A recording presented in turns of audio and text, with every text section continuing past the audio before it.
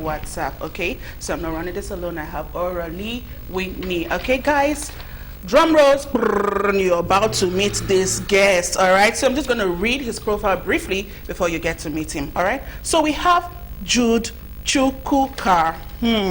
He's a Nigerian-born Nollywood actor, movie producer, director, and he's also a singer here. He started his acting career in 1973 with a drama presentation. Since then, Jude has featured in many Nollywood movies, TV series, soap operas, and stage plays. Jude Chukwuka is married to Mira and a father of 4. So, ladies and gentlemen, let's meet the stylish Jude Chukwuka. Hi, sir. How are you? I'm doing great. How are you guys? Fine. You're welcome to the show. Thanks for gracing us your time. Yes, and your presence. Of course. It means a lot to us. Yes. I'm honored. Yes. I'm honored. Okay. Yes, we have a very big guest in the studio. I call him Baba J. And that's because, yes, he knows. Because this man is whom he says he is. If you watch Nigerian movies, if you enjoy good Nigerian movies. And there was a time I was watching, I think it was, there was this advert I was watching, and he really suffered in that advert. Ooh, which advert? He was calling Ray. Yes, that advert! He's such a good advert. I was like, this man really knows his audience. So it's an honor to have him in the studio. I just want to ask, sir, when did all this happen? When did all this start? Please give us the origin. No, let me tell you something about the advert first, without mentioning anything. Yes. You know, an actor will act despite. It is a model that will not act because of. Two broad lines. I was just coming out of the hospital. My liver has been compromised, and there was this opportunity to shoot. I came directly from the hospital to shoot that thing. Wow. And you know, it has to do with rain and all that. So every time we had a break, there would be this barrage of blankets just to keep me warm and all that. And my wife Mira was by my side, and she was like, "Must you do this?" And I said, "That's what. If I don't do this, what else will I do? I don't work with NMVC." You know, so it was that experience will live with me for a very long time. And my wife says, "Man, you're an actor true and true." I said, "Yes, that's what I am." That experience, I will never forget it. Oh my God, it was beautiful. Yeah. Yeah. So yes, back to the question. Want to know the origin? You know, you read something like 1973. Or, Yes. Yeah. Say this man has been there. Don't think. I want to know when he started. How he started. Yeah. Very simple. I was born in Lawanson. I lived all my life. Suleri. Yes. I lived all of my life until I was 36 in Lawanson. Okay, so in 1973, when we were expecting the Bishop of Lagos, he had just been ordained the Bishop of Lagos. That is what's Cardinal Nkoje now. Had just been ordained Bishop of Lagos. So he was visiting the parishes under his diocese. And when it came to the turn of my church, I said, okay, let's do a drama presentation and all of that. Who is your neighbor? That Jesus was asking them, who is their neighbor? And they were talking about the guy that went around and thieves attacked him and beat him and they put him in.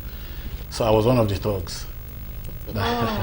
And you know, the fact that my mother gave me anytime I told her I was going to act, my love, you know, if acting at this level can deliver this kind of freedom, you know, I say, okay. I didn't know. It was a subconscious thing.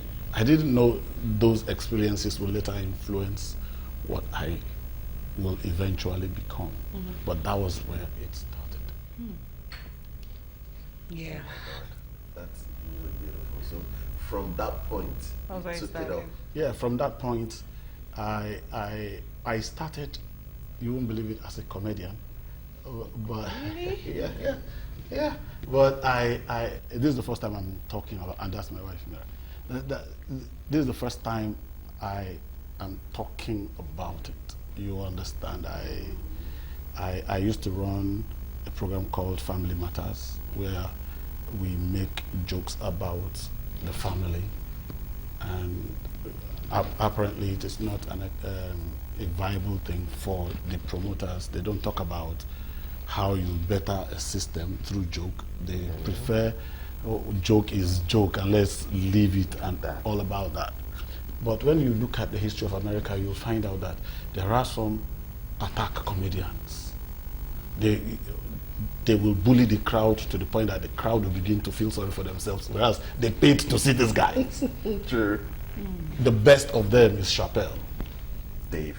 Okay, so we don't talk about comedy for the sake of comedy. So I started as a comedian and all that. And I also wandered into emceeing shows and things like that.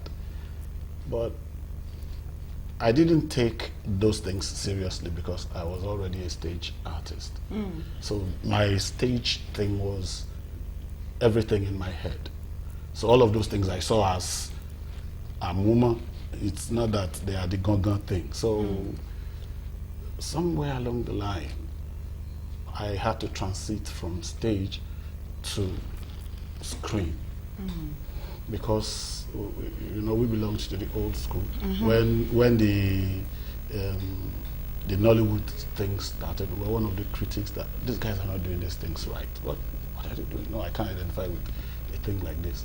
Until we started seeing those who would encourage us not to be a part of the project, becoming part of many of these projects. And I said, what the hello? Why am I doing this to myself? The people that are encouraging us not to are now in the thing, and they are now the celebrities. That's why I switched in 2005. Okay. And when I switched, I didn't find it difficult blending in, because my switch was, my entry point was very high. It was the station, funded by the Clinton Initiative, supported by Nestle and all that. So it was a very serious project. Very huge. And we had this American director, Alan Shide, who knew some of us were stage actors, so he had to take us through the drill of transiting from stage to television. And since that time, I've not looked back. Yeah, that's good. Okay, so now you became more famous after the Naira Marley challenge. Yeah. And you won the challenge, right? No, it wasn't the challenge. It was during the corona Virus. thing. I was just fooling around like every other person, I knew all of these songs. I sing them in my bathroom when I'm freshening up and all that. So I just said, okay, just put the thing in front. And remember, I did not start with Naira Marley. Okay. And that wasn't the first Naira Marley I will do. Okay, I've done Two-Face, Olamide, Wizkid, I've done Q Dot, I've done, nice. Then Naira Marley. What gave that thing the explosion is Naira Marley's interest in it. Because before then, I had done 2 of his tracks, and I'd done a plethora of other ones. acts, Yeah. you understand. But what, I don't know. He just took interest in that particular rendition, and that's how the thing became, went viral, so to speak. And that's how it spread, and here I am today. Yes. Okay. So now, singing. How did you get into the singing career? Singing had always been a part of me too. When we were young, when the new edition came out, we're in that age bracket too. We can do this now, blah, blah, blah. So we got ourselves together, 4 of us, and, it was supposed to be a rap thing. I still remember my bars, man. J-U-D-E, yes, it's me. I've got something for all the ladies to see. I've got a big surprise. What? Open your eyes. Don't stand too long for you'll be hypnotized. You know, those were those things that my bars in. I still remember them as far back 1984.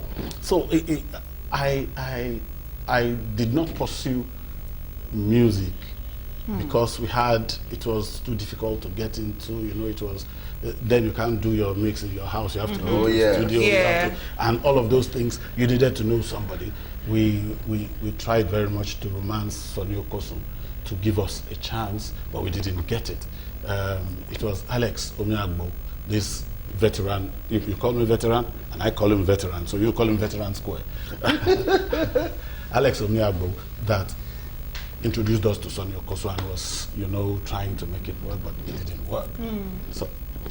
You know, acting, art has always been a part of me. So, like I told you now, and this is the first time I'm saying it on television, that I had a group and I gave you my bars of those days and all that. So it's not surprising that I can do those songs because it has also always been a part of me. All right, so I'm going to ask you this one. Most of the times we come on the show and we talk about serious challenges that you have faced coming into the industry. But when I see veterans as yourself who have been pretty successful in their endeavors, their fields, I feel very happy and grateful. So I'm going to ask you today what the positives have been in your career so far. What have you enjoyed from being an actor, a movie producer, a singer, a content creator as it is? So want to know. The first benefit is that I'm sitting here with you. Yeah. Oh wow. Don't you know? You don't pick people in the streets to say come. No. Sure. You understand. Sure. You have a standard. Especially on the Whatzup show. Special on the Whatzup show, and by God's grace, I met that standard. For me, it's an achievement because if you run 52 episodes. Okay, if you run 360 episodes, or there are about 260 episodes in a year, and of the 260 you are dedicating one to me, of all the branches of arts and entertainment, then for me it counts for success. Okay? My quality of friendship, my spectrum of friendship has also been influenced madly. You understand? Like, you won't believe it. If I walk in beggar bus stop, you understand? You understand? You get to Jesha, allow, you get to Lawas, you know, those are the things. And the political circles, governors, senators, and all that. Yes, hey, Jude, we meet at events. They warm up to me and all that. It's an achievement for me because you don't get that. And I am royalty for God's sake. What else would I want better than that? My father is the son of Obi of Idumujuboko. My mother is the daughter of Obi of Ubuluku. So if you look at me, I am success from the beginning, so I don't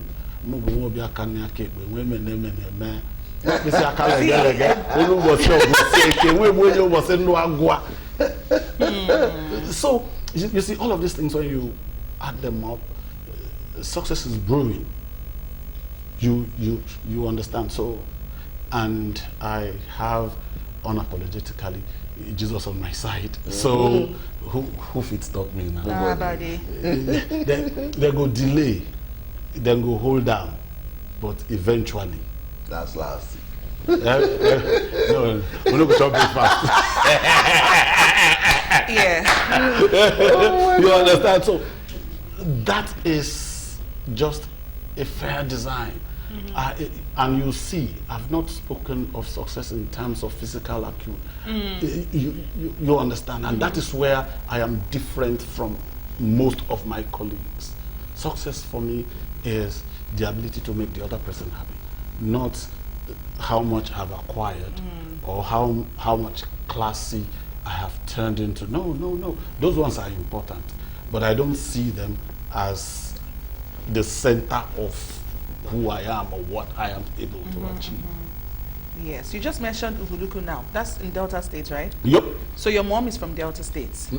She's not from. She is Wobi Ofurue. Where are you from? I'm from Delta State. Where in Delta? Kwale. These ones are hot. You don't go for their family meetings, so. Why'd you say that? You come home present, feeling the world to go and win. She No. knows what I My mom is actually from Delta State, and she lost her mom, God rest her soul. I know this burial is going to be something else because I have been seeing. That's a different story for another day, but I'm just by the WhatsApp chats, group chat, I know. you know that was again, see. I go blow you guys. I go blow you guys. I go blow My you God, guys. have Delta mercy. State So is- that is who I am. That's what I consider success. The fact that I am able to relate with, and effectively too, with the two sides of the divide, the older guys and the younger guys, I see that as success. Yeah. Because the younger guys come to me for, Baba, this line, is it correct?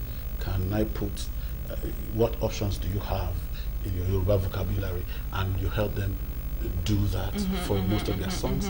And the older guys will say, Jude, kí ló ń bá wọn wọlé sí? Báwo ni?" The fact that some of them, my friends, childhood friends, Jude, I swear, if not that you said what this guy said, I've never seen him. I don't respect him enough to even listen to his songs. Oh, wow. And Really? now they listen to the songs because of me. And they're like, wow. So why are they writing of these boys? Why are they writing of these boys? See, Yeah. All right. Okay, so we still have Jude Chukwuka here with us. I'm most impressed about how you are able to transition from English to Yoruba, especially judging from the fact that you are, in fact, an Igbo man. And yes, I'd want to know how and why you speak the Yoruba language so fluently. well, the lingua franca in my house is Yoruba.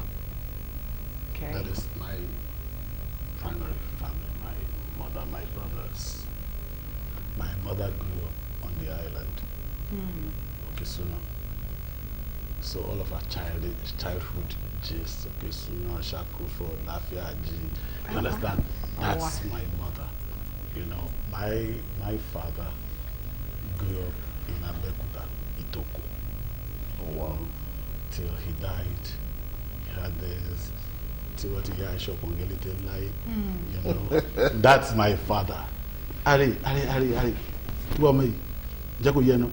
that's my father. You understand? They both had this Yoruba thing.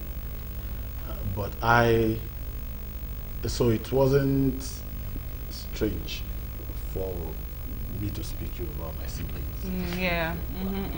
But my father did something that I have not been able to do in my house. My father did. As long as you are in the four walls of his house, you speak Iwane, you speak Uwogo. Okay. As long as you are in the four walls. So that also influenced. My father was particular about that. Because he spoke better Yoruba than you, so you don't come But in the house, there's a thing called afiafo. You know what that is? Yeah. Afiafo. Catches you by the side of Oh, your and belly pinch you. and twist it. Oh. My father holds a PhD in that thing. So he will just say, so we all speak our language Yeah. very well. You know, when we go for family meetings, and some of my cousins who were brought up in Lagos to mother our language, and the excuse they give is, Shebi they born in Lagos. Then they will point to us too. Shebi they were born in Lagos like you. You understand? Yes. So that is how the Igbo part became firm. But the Yoruba part, Yoruba is a lingua franca in Laos, and everybody speaks Yoruba and all that. And it wasn't a big deal. But I started picking interest way back. There is this newscaster, or there was this newscaster, Adediran. He usually, he did the Yoruba, Yoruba, NTA. The man, he starts every news item with an adage, transits from one news item to another news item with an adage. He rounds up the whole project with an adage. So I got addicted to not listening to the English news because Ajadidu will give me the news the way I enjoy it. So I don't miss it. Now that was one. When film started, when I mean film, I'm not talking about whole video. I talk about Aye, Tolu, Anile, and all that. Those guys spoke quality Yoruba. The Yoruba films of today, they have nothing to teach you. Sad.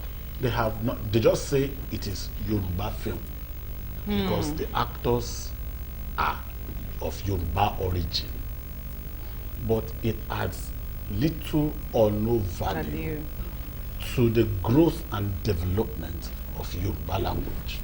Deep. Honestly. And they will point out Babale Baimo, Peter Fatomilola, Daoniliola, Aisho Pepe, point out those guys. And I asked them, where are the replacements for these guys? You are counting them. How many films will Babale Baimo do again? So he was one of those people that also influenced my Yoruba. Okay. Very confident in front of camera. He is a born actor. I've always said I want to be like this man. I want to be like he acts Dauniliola. Okay, you don't know him. So I know Larry Paimo. Didn't the man with Tribal Max? Yeah. He is the best actor in my. He's better than Samuel L. Jackson if you put the two of them in the same stage. Honestly, you understand. Those are the kind of people I look at and say I want to be like. Oh, okay, that's good. And not just be like him acting because he's comfortable in front of camera, but the way he interprets this thing, he says it and it's believable. You understand? Yes. And I'm like, so that's another source of influence. My secondary school days, there is a girl. She's now in the U.S., Rhodes Island. We read Oboju Ode Nogborumale for our Yoruba literature. Okay. The way this girl eats these lines. Yeah, we were also reading A Tale of Two Cities. I was reading the literature in English and with some other people, but nobody rivals Muiba when it comes to Oboju Ode Nogborumale. She just cuts through this thing like hot knife through butter. She would just go on, and I'm like, by next time I want to rival this babe, so I'll go and read the thing ahead of time. Then they call.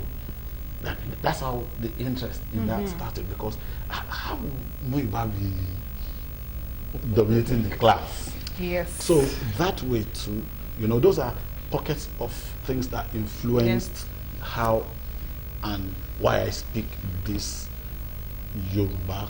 You understand? I've had a lot of attacks from Yorubas themselves. Hey, go and speak Igbo. Go and speak Igbo. Where are you? And I said, I know why you are feeling this way, because I'm doing as an Igbo man what you cannot do as a Yoruba person. Yes. That's why you are feeling this bad about it. But let's think about it. Who benefits at the end of the day? It's Yoruba as a culture that benefits. Whether it is Jude Chukwuka pushing Yoruba culture, or it is Aderele Adetiba that is pushing Yoruba culture. the eventual beneficiary is Yoruba the language and Yoruba the culture. That's right. Yeah. That's right. Okay. So, Sarah, whenever I read about you online, there's mirror there, mirror this, mirror that, and I like it because you act like my late dad. That's it. If he goes somewhere, he's always talking about his wife and kids. I like it. Tell me more about it so that some upcoming people can learn. Some people can learn. You heard now. Which one is Let me ask the question very well. Why is there anytime when I'm asking questions about you get upset? You see, it is easy. You must have your values and principles in life. Yeah. When I was going to marry, I am a talker. I could talk you out of anything. You understand? Alright, do you understand? He does. Why? When I walk in, I want free book. He's a complete somebody. He's a complete somebody. I like the look on your face. Yeah. Your perfection. Yeah. So where were we? So You say he's a great talker. yeah. As a good talker, there is what, So when I was about to marry, I asked myself, what kind of woman can I marry? And I realized I can marry any kind of woman. If you think you are crazy, I was born. So As my placenta promotes Chris follower. Yes. You understand? If you think say you are holy, me and Pope cousins. You understand? So I realized I could cope with any kind of woman. It's not a problem for me. But I had to reverse that question to get the answer to what I've been looking for. And the question was, what kind of a woman can marry you as you are now? Because most questions we ask is, what kind of woman can I marry? Not the kind of woman that can marry you as you are. And I said, okay. And I came up with 5 answers. Number 1, she must be independent. When I mean independent, not in the case of rivaling the leadership with me. No, she must be able to take quality decisions without me being there. Because definitely I may not be there always for my job, for if I'm out on set and there's a decision to be made in the house. Well, I will not. Yes. She's at home. She should take the decisions, okay? Number 2, she must be creative. Creative in what she wears, creative in what she cooks, and creative when the light is out, if you know what I mean. That level of creativity. She must share my faith, Christian. She must be interested in everything I do, because I tend to wonder if I don't report to people. So, knowing yourself and being honest in your analysis of yourself will help you a lot. So she must be interested in everything I do, which means I must come home and give accounts. If she asks me any question concerning what project I'm doing, I should be able to give her an answer without making it up. Because I believe in, I'll come back to that. You understand? Then the 5th and most important is she must know how to shut me up without sounding rude, because I know I talk. Now, you see these qualities, it has nothing to do with degree, has nothing to do with height, has nothing to do with looks, has nothing to do with... And that's why I am freaked when I'm talking about her. You understand?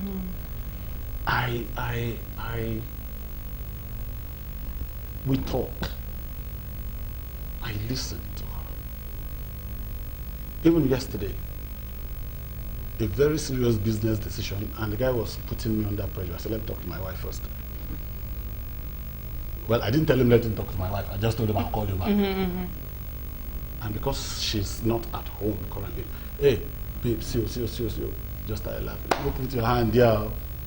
No put your hand there. You know this guy. You know this guy. No put your hand there. I don't tell you. And when she said no put your hand there, I sat back and I started looking at the reasons why I shouldn't put my hand there. And they were the reasons I wasn't looking at until she stated her objection to it. And immediately I took a decision and called another person and said, okay, can you handle this from your end? And we are still talking about it. Yeah. You understand? This thing happened just yesterday. Yesterday, okay. Okay? So if you have your qualities set out and you honestly seek somebody who fits those boxes, Yes. you won't have a problem. You will quarrel. You will disagree. But you won't be able to sleep if you don't tell her good night because you're angry. Oh, wow. Yeah. It's beautiful. So all of these things we are talking about, it's about knowing yourself, being honest with yourself. What we see in recent times are people who don't even know who they are. Now they want to pick up somebody else who doesn't know who or she is. Then there's a confusion in the house. And you see, these qualities I stated has nothing to do with education, has nothing to do with height, Yes, yeah. has nothing to do with tribe, has nothing to Has do nothing. with nothing. Oh my God, I wish we could go on, but because of time, we'll yes, have time to is like gone. stop here. So quick one, sir. Word of advice to your fans and everyone watching you right now that wants to be like you. No, don't be like me, be like yourself. Me is taking. All right, yes. You know, let me be very frank. Young boys don't dream anymore. They don't dream. They don't see vision. They have been, and it's not basically their fault because the system has reduced them to, if you can't beat them, join them. But only very few that would swim against the tide and get bad names and all that will eventually be the happy ones. Let me tell you, I studied accountancy. Yeah, Yaba College of Technology. I studied accountancy. And at my final year, where we took a course, we took a course in auditing, and they taught us fraud. Just after that course, I told myself I'm not an accountant. Not because I can't match it academically, but my person. I am what an accountant is not supposed to be. I am too trusting. Accountants don't trust their mother's shadows. You understand? So if I pursue a career in that, I will put myself in trouble. Big trouble. So I align and say, okay, what can I do that is me and only me that will take the decision? And that's why I'm on this path. Yeah. So determine what only you can do. Define your path and brave it. Okay, so that's good. Thank you very much for the words of advice, sir. We really appreciate you. Thank you for coming to the show.